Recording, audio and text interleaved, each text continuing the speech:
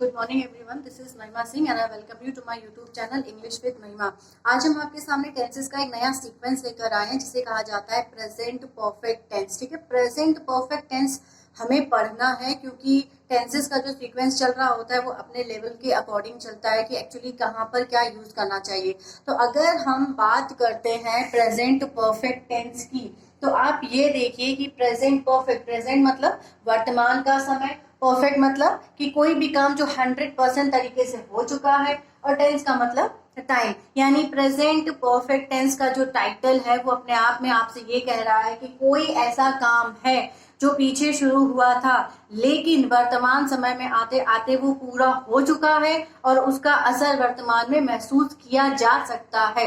अगर बात हम हेल्पिंग वर्ब की करें तो देखिए, हेल्पिंग वर्ब आप अपने फिंगर टिप पे ये याद करने की कोशिश कर लीजिए कि जितने भी परफेक्ट टेंसेस होते हैं, जैसे कि प्रेजेंट है, पास्ट है या फिर फ्यूचर है, उसमें आपको वर्ब की थर्ड फॉर्म ही यूज करनी है। अलग से आपको याद करने की जरूरत नहीं है कि प्रेजेंट पढ़ रहे हैं तो भाई थर्ड फॉर्म करना है, पास्ट करना है तो थर्ड फॉर्म करना है, फ्यूचर है तो थर्ड फॉर्म है। नहीं, एक फिंगर टिप पे ये चीजें लेकर चलिए कि in all continuous tenses we use ING form of the verb, in all perfect tenses we use only third form of the verb. अब अगर बात हम करें हेल्पिंग वर्ब की, तो हमारे पास दो हेल्पिंग वर्ब होती हैं, एक होता है हैज और दूसरी हमारी होती है हैव। ठीक है, हम हमेशा आपको ये बात समझाने की कोशिश करते हैं कि हैज और हैव ये हमारे सब्जेक्ट पे डिपेंड करता है। सब्जेक्ट सिंगुलर है तो हैज आएगा, प्लूरल है तो हैव आएगा। चलिए स्ट्रक्चर की बात कर लेते हैं कि अगर हमारा सेंटेंस सिंगुलर में है तो आपको क्या करना है। सिंगुलर में है तो आपको हैज प्लस वर्ब की थर्ड फॉर्म इस्तेमाल करनी है, और अगर प्लूरल है तो हैव प्लस वर्ब की थर्ड फॉर्म इस्तेमाल करनी है। ये एक छोटा सा रूल है, आप आराम से अपने कॉपी में नोट कर लें और समझ लें। फॉर एग्जाम्पल ये देखिए, मैंने सिंगुलर में लिखा है कि वह जा चुका है, यानी कि सेंटेंस की जो पहचान होनी चाहिए वो यही है कि चुका है, चुकी है, चुके हैं, लिया है, दिया है, कर लिया है, इन सारी चीजों को परफेक्ट टेंसेस में रखा जाता है। तो अगर इस तरीके की बातें आपको सेंटेंस में नजर आए तो आप समझ जाएं कि ये परफेक्ट ही है। ठीक है, तो सेंटेंस देखते हैं। वह जा चुका है, वह कौन है? एक व्यक्ति है, यानी कि ही। अब ही के साथ आपको क्या लेना है? हैज। ही हैज और वर्ब की थर्ड फॉर्म यानी कि ही हैज गॉन। प्लूरल पे आते हैं। प्लूरल में आप किस चीज को रखेंगे? आई, वी, यू, दे, कोई ग्रुप हो या कोई संख्या जो एक से ज्यादा हो, इन सबको आप प्लूरल में कंसीडर करेंगे। ही, शी, इट या कोई नाम हो या कोई भी चीज जो संख्या में सिर्फ एक हो उसको आप सिंगुलर में कंसीडर करेंगे और हैज लगाकर वर्ब की थर्ड फॉर्म लगा देंगे। ठीक है, नेक्स्ट आई मैंने लिखा है कि मैंने अपना प्रोजेक्ट पूर्ण कर लिया है। आई को किस में रखा जाता है? आई को रखा जाता है प्लूरल में। अगर आई प्लूरल में है तो आप क्या करेंगे? हैव लगाएंगे। जैसे कि I have completed my project. ठीक है, ये सेंटेंस हो गए, लेकिन आप इन रूल्स को आराम से पहले तो लिख लें क्योंकि समझना भी जरूरी होता है। अब इन्हीं सेंटेंसेस को जब हम दूसरे फॉर्म में लाते हैं तो हम क्या करेंगे? जैसे कि हमने आपके सामने पहला सेंटेंस रखा था कि वह जा चुका है, वह जा चुका है। ठीक है, इसका सेंटेंस ट्रांसलेशन हम लेकर आए, he has gone। ठीक है, he has gone। अब नेगेटिव में ले आइए, he has not gone। ठीक है, इंट्रोगेटिव में लाइए, has he gone। अब इंट्रोनेगेटिव में लाइए, has he not gone। ठीक है, मैंने आपको हमेशा बताया है कि सेंटेंसेस को हमेशा चार तरीके से ट्रांसलेट करना सीखिए। अफर्मेटिव, नेगेटिव, इंट्रोगेटिव और इंट्रोगेटिव नेगेटिव। ठीक है, इसके अलावा दूसरा हमने जो किया था वो किया था कि I have completed my project. I have completed my project. ठीक है, अब इसको लाइए नेगेटिव में, I have not completed my project. अब अगर आप इसको इंट्रोगेटिव में लाएंगे क्या करेंगे? Have I completed my project. ठीक, इंट्रोगेटिव नेगेटिव में लाएंगे तो आप क्या करेंगे? Have I not completed my project. ठीक है, हो गया।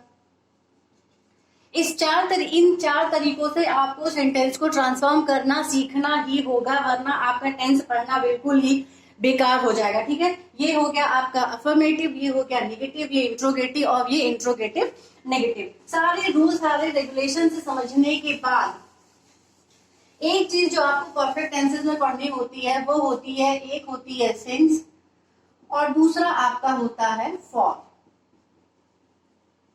ठीक है, सिंस को हम कहते हैं पॉइंट ऑफ टाइम, ठीक है, और फॉर को हम कहते हैं पीरियड ऑफ टाइम। ठीक, अब अगर बात हम करें पॉइंट ऑफ टाइम की, तो पॉइंट ऑफ टाइम अपने आप आपको बता रहा है कि कोई पॉइंट बताएगा, जैसे कि पर्टिकुलर चीज बताएगा, मंडे या 2009 या 7 o'clock, ठीक है, इस तरीके से। यानी कि जो आपको समय बताते समय इंडिकेशन बताए कि कब, सोमवार को था, 2006 में था, 10 बजे था, या कब था। मतलब ये ना हो कि हमें ये गेस करना पड़ रहा हो कि ये कब की बात कर रहा है। अब आते हैं फॉर पे, जो बताता है पीरियड ऑफ टाइम। अब देखिए, पीरियड ऑफ टाइम की अगर हम बात करें तो पीरियड अपने आप में आपको ये बताने की कोशिश कर रहा है ना कि पीरियड मतलब समय, कितने समय के लिए, जैसे कि फॉर 2 hours, ठीक है, फॉर 5 years या कुछ भी। ठीक है, तो देखिए यहाँ पे जो फॉर 2 hours लिखा है, ये पढ़ने के बाद आपको ये समझ में आ रहा होगा कि वो 2 घंटे कौन से हैं, ये नहीं बताया गया है। फॉर 5 years, फॉर 5 years मतलब 5 साल के लिए, लेकिन वो 5 साल कौन से हैं ये आपको नहीं बताया गया। यानी पीरियड कितने समय के लिए, और पॉइंट ऑफ टाइम मतलब कब, सोमवार, संडे, मंडे या 2009 या फिर 7 बजे या फिर 8 बजे। ठीक है, तो पॉइंट ऑफ टाइम का मतलब हो गया कि कोई भी काम कब हुआ था और पीरियड ऑफ टाइम का मतलब हो गया कि कोई भी काम कितने समय के लिए हुआ था। फॉर एग्जाम्पल हम लोग समझ लेते हैं कि I have lived in the colony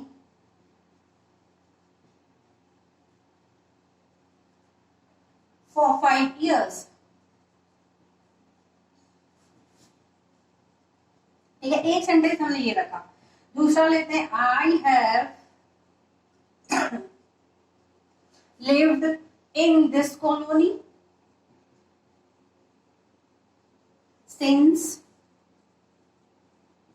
2009। देखिए, ये 2 सेंटेंस आपका कॉन्सेप्ट क्लियर करने के लिए काफी है कि एक्चुअली सिंस और फॉर का इस्तेमाल आपको किस तरह से करना है। मैंने बताया कि सिंस मतलब पॉइंट ऑफ टाइम और फॉर मतलब period of time. Period of time मतलब कितने समय के लिए, पॉइंट ऑफ टाइम मतलब कब से।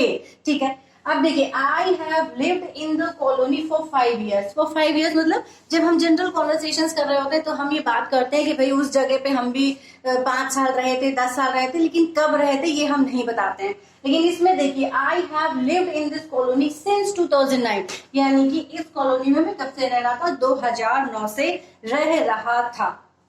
ठीक है, तो सिंस और फॉर परफेक्ट टेंसेस में ही इस्तेमाल किया जाता है, क्योंकि ये कुछ हुए कामों की बात कर रहा है। इसके अलावा कुछ एक बेसिक कॉन्सेप्ट और बचा जो समझाना बहुत जरूरी है। देखिए कि जो प्रेजेंट परफेक्ट टेंसेस होते हैं, आई हैव कंप्लीटेड माई वर्क, एक सेंटेंस लिखते हैं कि I have completed my work. दूसरा सेंटेंस देख लेते हैं, he has lost his pen। तीसरा देख लेते हैं, he has eaten all the apples। देखिए, ये सेंटेंस हमने आपका सिर्फ ये कॉन्सेप्ट दूर करने के लिए किया है कि जो प्रेजेंट परफेक्ट टेंसेस होते हैं उनमें जो सेंटेंसेस हम पढ़ रहे होते हैं उसमें आप आराम से समझ लीजिए कि उसका असर, मीन्स वो काम पूरा हो चुका है लेकिन उसका असर आपको वर्तमान में दिखाई देगा। जैसे कि I have completed my work, यानी मैं अपना काम पूरा कर चुका हूँ, that means I am free now. He has lost his pen, इसका पेन खो गया है, इसका मतलब है कि वो दुखी है। फिर आते हैं, ही हैज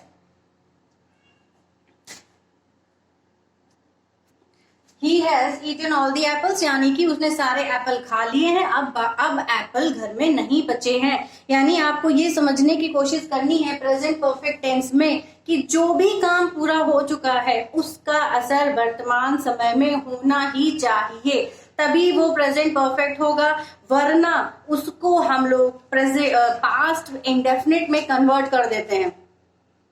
अगर पास्ट इंडेफिनिट की बात करें तो उसमें भी तो पूरे हुए काम की ही बात हो रही होती है, पास्ट प्रेजेंट इंडेफिनिट में भी पूरे हुए काम की बात हो रही होती है, यानी ये दोनों आपस में कोऑर्डिनेट करते हैं। आपको सिर्फ इतना याद करना है कि प्रेजेंट परफेक्ट टेंस में आप पूरे हो चुके काम को पढ़ेंगे, लेकिन उसका असर वर्तमान समय में देखा जा सकता है।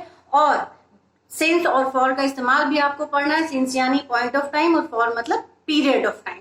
ठीक है, इसके बाद हम कुछ और कॉन्सेप्ट प्रेजेंट परफेक्ट टेंसेस के लेके आएंगे, एक वीडियो में पॉसिबल नहीं है, लेकिन फिर भी आप समझने की कोशिश करें कि प्रेजेंट परफेक्ट टेंस में हर उस काम को पढ़ना है जो पूरा हो चुका है, लेकिन उसका असर वर्तमान समय में देखा जा सकता है। अगर वर्तमान समय में उसका असर नहीं है तो इसका मतलब है कि वो पास्ट इंडेफिनिट है। ठीक है, तब तक के लिए बाय। आप आराम से पढ़ें, कोई प्रॉब्लम है तो आप कमेंट बॉक्स में बताएं।